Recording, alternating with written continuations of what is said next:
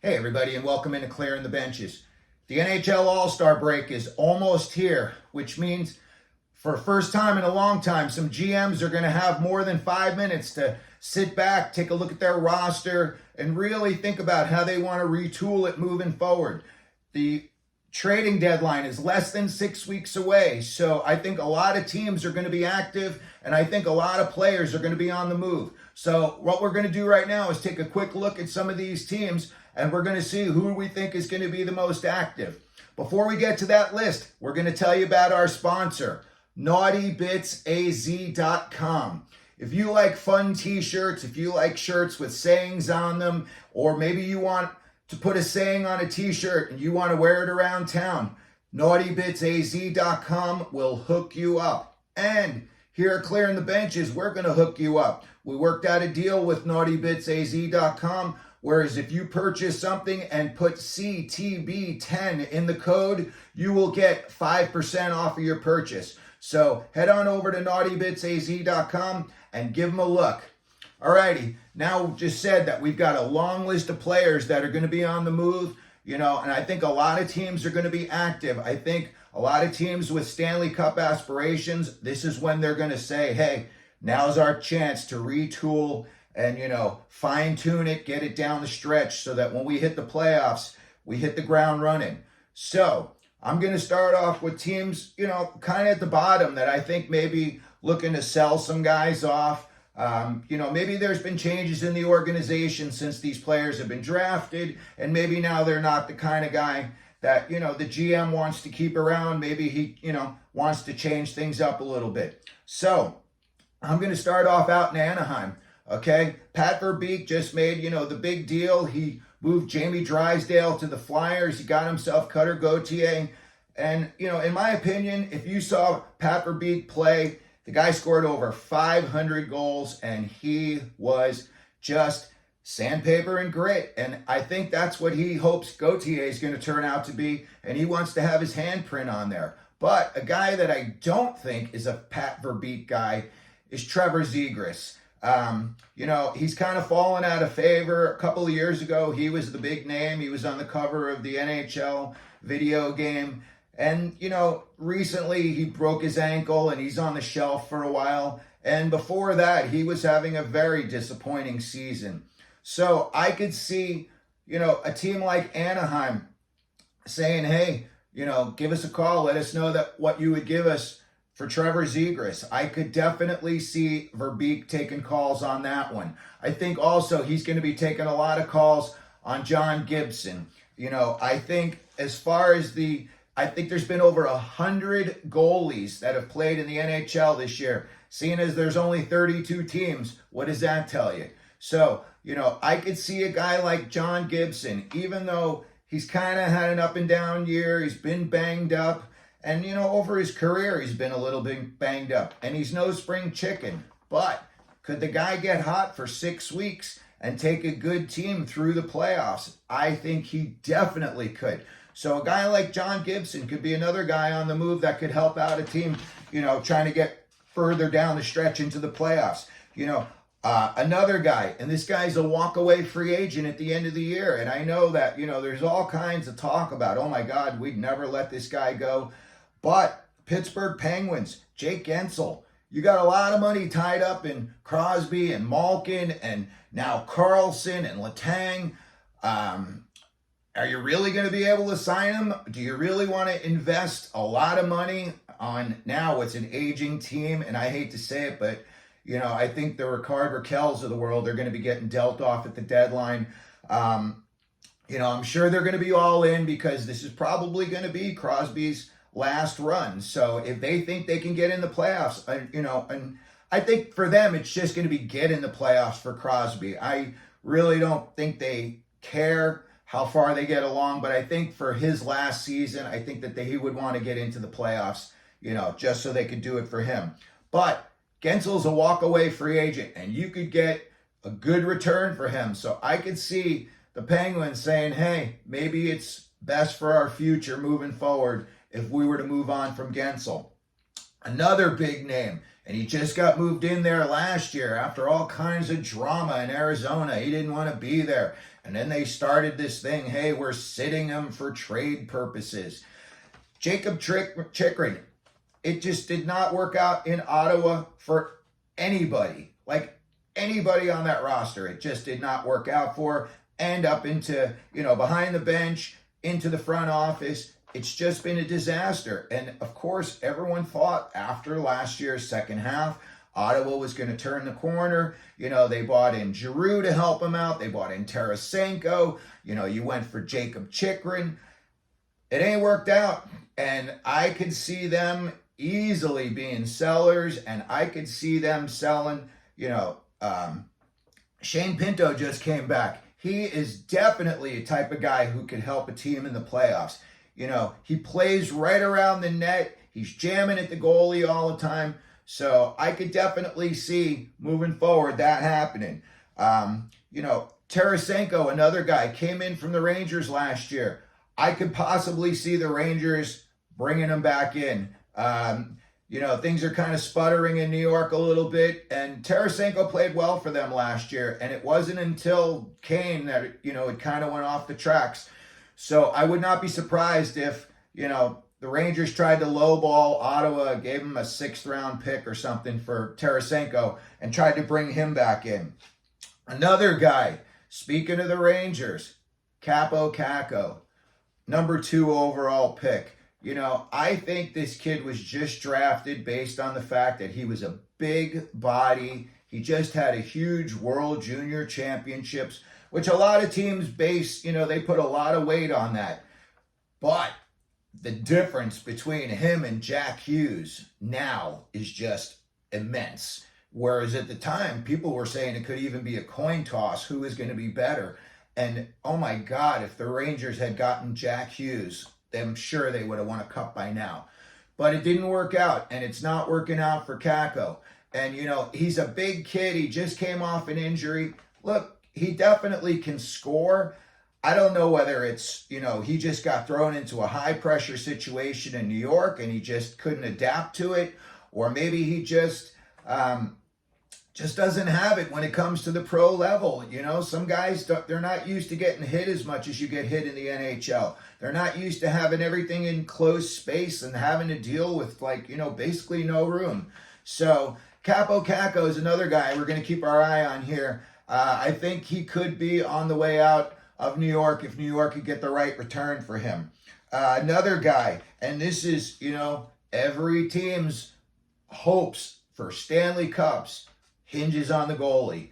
And Karel Vejmelka, Arizona Coyotes, he's the backup out there. And you look at his record and you'd say, he's not so great. Listen, Colorado gave Prosvetov a chance, and they played him in some games. And believe me when I tell you, Vejmelka is head and shoulders better than Prosvetov is.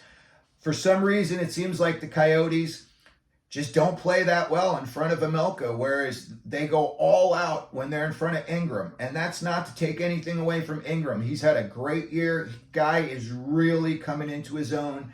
He's standing on his head a lot of nights. But for some reason, it just doesn't seem like the team is playing that well in front of Vejmelka. And with so many teams that are really trying to make a big Stanley Cup playoff push, the Toronto Maple Leafs, I look at Samsonov. I would say Vejmelka would be an upgrade over Samsonov. And I would think that he would give them a little bit more security moving forward into the playoffs. So don't be surprised if you see the Coyotes making a few moves at the deadlines. And if you hear Karel Vejmelka's name pop up, it could be a really good thing for one of these teams that just needs a little bit of backup help or even somebody to push their starter. The next guy we've got up on the list, Sean Monahan. This year in Montreal, he's been doing well. I see his name. I didn't see the guy's name for 5 years. And then all of a sudden this year, I see his name everywhere. He scored an overtime game winner earlier this year. So I could see him. He's another big body. Look, a lot of these teams are just looking for a guy to catch fire for 6 weeks. That's all. They're not looking to sign him for 10 years. A lot of these guys, they're like, hey, if you can give us a good 6 weeks, maybe we'll give you an extension for an extra year or two, if you put your handprints on the cup or something like that. So Sean Monahan, a big guy. He does crash the net a little bit. Come playoff time, that's the formula for success. So don't be surprised if you see a team making a move, bringing in Sean Monahan. Adam Henrique, the guy, he is, talk about a Ranger killer. The Rangers should go out and get Henrique. Oh my God, if he only played against the Rangers, he would have 500 goals a year. Henrique is playing really well, and he's on Anaheim. They don't have much going on out there. Some of these kids are starting to show out there. Leo Carlson was starting to show. McTavish is exactly the same player he was in junior. He is just a nasty little pesky guy to deal with, and he knows where the back of the net is. So, I could see a team like Anaheim, moving on from Henrique and seeing if they could get a first rounder, or maybe they see a young prospect that, is struggling on a team and they think maybe, they could turn it around out in Anaheim and, have a good future for them. So Adam Henrique could be another guy. Elias Lindholm, I see his name just came up and they're saying that he's almost assuredly going to the Colorado Avalanche. So I'm going to take his name off the list, but I think that would definitely be a good deal for the Avs. I know that they're hoping to, win another cup, and they're trying to do it with a lot of big bodies, and, Lindholm would definitely help them out. The Flyers, they got the Sean Walker-Sealer situation on the back end. Of course, those two guys would help somebody in the playoffs. But do the Flyers want to move on from them, or do the Flyers like what they've got cooking down there in Philly right now, and they just want to keep stirring the sauce instead of, adding or subtracting any big pieces? So, if somebody was going to offer a first rounder, I could see them, having negotiations. But those two guys on the back end in Philly, definitely names that I could see being talked about moving forward. Now, going to get into some big names, okay? Look, the Gretzky goal chase is all but like at a pub crawl's pace right now. Ovechkin would have to play until he's 60 to catch Gretzky at this rate. Would he, in the name of trying to catch Gretzky, and then he could veil it by saying, I want to win another cup, would he ever say, hey, move me out to a team that's got some more offensive power? And, maybe I could catch Gretzky. Maybe I could catch him a little faster if I do indeed catch him. But looking at that situation, the other day on the NHL Network, they were talking about if, Ovechkin had a Fitbit on, would he, hit a quarter mile for a whole game? The other day on a power play, I literally watched him go to his face-off circle. Puck came all the way back down to the other end, and Ovechkin went like 10 feet to the blue line, and he just stood there waiting for the puck to come back. Now, I know it was on a power play, but still, you're like, you got to do a little bit more than that. So, if they thought they could get a good return for him, maybe they could get a good young prospect for him. I'm pretty sure that Washington's going to be looking to get some of that age off of their roster. Would they ever consider trading Ovechkin? It's 50-50. It really is. Maybe he's tired of it there. Maybe he's tired of losing. Maybe he wants to get his name on another cup. Maybe he's friends with somebody who plays on a team that he wants to play with. It all could work out. We got to just keep an eye on it. I know they just bought this guy in, but it hasn't been going so well. My question would be this. If the Detroit Red Wings are 5 points out of a playoff spot at the trading deadline, would they consider moving on from Patrick Kane? I know they just bought him in. He's been playing all right. But as far as the wins, there's something about it. It's like becoming the Kane curse. It happened to the Rangers last year, and it's kind of happening to Detroit this year. And, that Yzer plan's like 6 years in, and I hate to say it, but I don't want to say bringing in Kane's throwing spaghetti on the wall, but I think they need to figure things out in Detroit. So, again, another huge name. But if, he's not going to be any good use to you down the stretch, could you move on from him and try to get, some draft picks or prospects in? Next big name I've got up on here, Patrick Laine. He, just doesn't seem like he's happy anywhere. He just doesn't seem like he wants to put in any effort anywhere. And, I almost want to laugh and say that the NHL and these teams should go to the NHL Players Association and say it's almost like these guys, welched on their deal. They sign a big deal and then they don't put any effort forth. How is that, acceptable? And I know it happens all the time, but it's a bad look. And when a guy like Patrik Laine just has a stink on him, and the talent that he's got, a guy could probably score 50 goals somewhere. Nobody wants him. Nobody wants to touch him. And, as big a name as he is, if he did get moved, I think you're getting like crumbs in return. I think at this point, I don't think you're getting a first or second rounder for him. I think maybe you're only getting like a third rounder at best. So Patrik Laine is another guy on there. The Calgary Flames have a ton of guys that, they don't have signed after this year, especially on the back end defensively. What are they going to do with Chris Tanev and Noah Hanafin? A couple of more big name guys, and look, they've both been playing well this year. I'm sure if somebody could get both of those guys in a package deal, you probably have to give up a little bit, but they're both walk-away free agents, so you've always got that in your leverage column. So I would definitely be keeping an eye on that. And a guy that I thought of, and especially because the cap situation in DC, and he just won a cup like 2 or 3 years ago, Darcy Kuemper. He's 10-10. Look, he just won a couple of years ago. I look at the guys that some of these teams, at Toronto, and all these guys are rolling out, and I think Kuemper would definitely solidify. You could at least go 1A into the playoffs. But he's got the experience. So I would think, even if it cost you a number one, if you're a team that you're all in, why not? What do you got to lose? So some of these other teams that I'm looking at that could possibly be making moves, I was looking at the Dallas Stars. I think they're standing pat.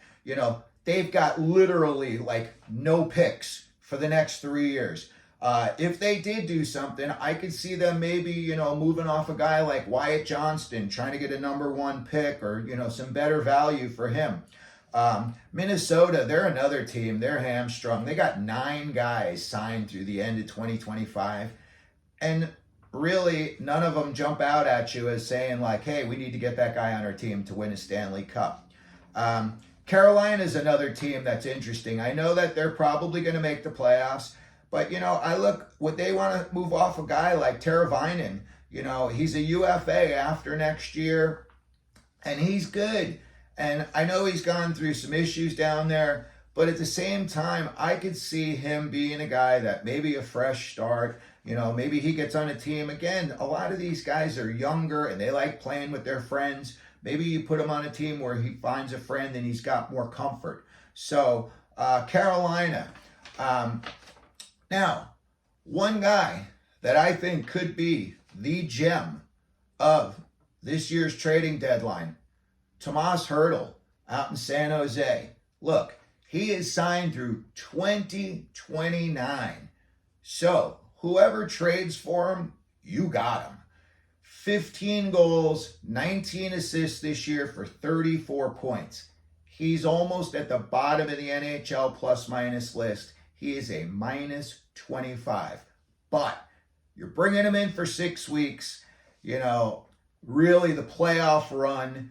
And then if you're a young team and you want to have a guy moving forward that could help other young players out, he signed for the end of the decade. So, he wouldn't be going anywhere. Teams that I could see really making a push for him, the Rangers. I could see them offering Kaako. I know, a lot of people are going to say I'm crazy, but Keandre Miller plays soft, and I think he's wearing thin on a lot of Ranger fans.